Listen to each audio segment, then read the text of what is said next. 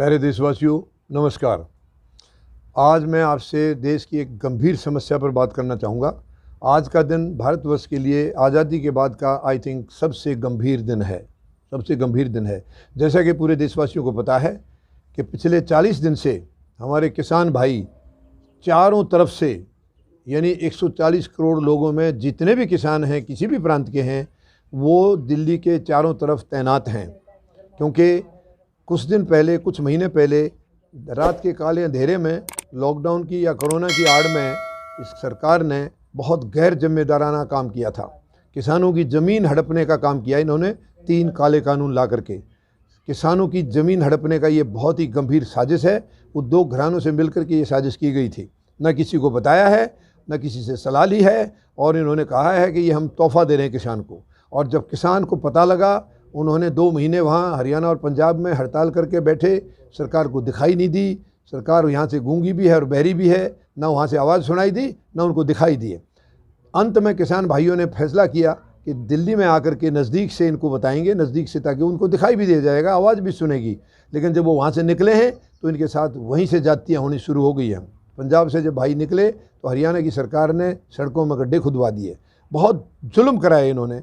पानी की बौछारें मरवाई हैं, लाठी बरसवाई हैं किसानों के ऊपर। जो देश का अन्नदाता है, जो देश का पेट भरता है, खुद भूखा रह जाता है लेकिन देश का पेट भरता है, उसके साथ अत्याचार किए गए हैं।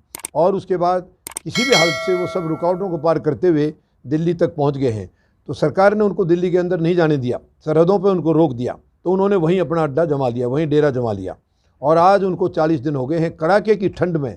और कल का दिन तो मैं आपको बताऊँ, बहुत भयंकर दिन था। कल पूरा दिन बारिश हुई है। और कल यानी 3 जनवरी को, किसी भी जनवरी महीने के किसी भी एक दिन पिछले 12 साल में ये सबसे ज़्यादा ठंडा दिन था। और पूरा दिन कल बारिश भी हुई है। कल हम तीनों बॉर्डरों के ऊपर हमारी पूरी टीम गई थी। कई घंटे हमने एक बॉर्डर पर किसानों के साथ बिताए हैं, उनके दर्द को बांटा है, उनके दुख को सुना है।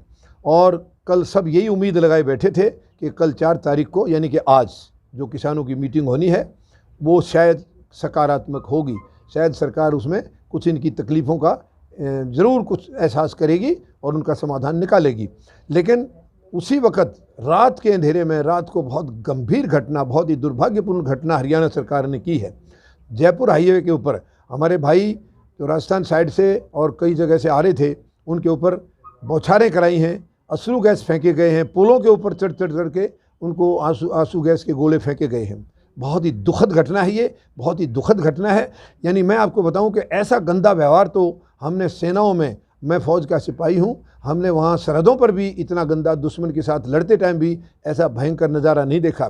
जो भयंकर नज़ारा ये निकम्मी सरकार हमारे किसान भाइयों के साथ कर रहे हैं, ये इतनी गैर जिम्मेदार सरकार है। सबसे घटिया सरकार इस 73 साल में, ये 6.5 साल से जो सरकार जमी बैठी है, जो कि अब की बार तो ये चुन के भी नहीं आई है।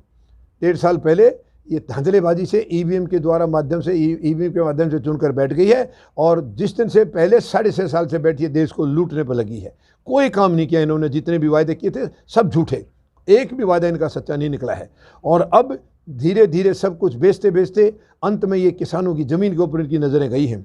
और उनको ज़मीन को बेचने के लिए काले कानून ले आई, 3 काले कानून। और दुर्भाग्य की बात यह है कि विपक्ष भी इनके साथ है। अगर विपक्ष साथ नहीं होता तो ये काले कानून पास कैसे हो गए, राज्यसभा में कैसे पास हो गई है? राज्यसभा में तो इस सरकार का बहुमत है नहीं, फिर वहाँ कैसे पास हो गई? ध्वनि मत से कह रहे हैं। ध्वनि मत से क्या, तो जो अपोजिशन थी उनका क्या काम था, क्या फ़र्ज़ था उनका फ़र्ज़ था इनको रुकवाते, उसी टाइम रुकवाते। लेकिन ये सब मिली भगत है। इन्होंने, किसी ने भी जो है इस चीज़ की तरफ ध्यान नहीं किया है कि ये तुम क्या करने जा रहे हो, और इसका विरोध भी होगा। इन्होंने तो ये सोचा कि 6.5 साल से बेच लें तो देश चुपचाप सुनता रहेगा, देखता रहेगा। लेकिन ऐसा नहीं है। किसानों के मामले में ऐसा नहीं हो सकता था। किसानों ने ठान लिया है कि ये गंदा कानून हम नहीं आने देंगे। और आज की मीटिंग है, मैं सरकार को चेतावनी देना चाहता हूँ, अगर आज इस मीटिंग में परिणाम सही नहीं निकले तो किसी भी हालत में ये किसान अब वापस नहीं जाएंगे। सरकार को चेतावनी देना चाहता हूँ कि किसानों की बात तुरंत सुन लीजिए और आज 4 तारीख को ही ये आखिरी मीटिंग करके इनका समाधान निकाल दीजिए, वरना बहुत महंगा पड़ेगा इस सरकार को और ये देश के लिए बहुत बड़ी मुसीबत का कारण बनेंगे। इसलिए अगर आप आज ऐसा नहीं करते हैं तो इसकी पूरी जिम्मेदार सरकार होगी। जय जवान, जय किसान, जय हिंद।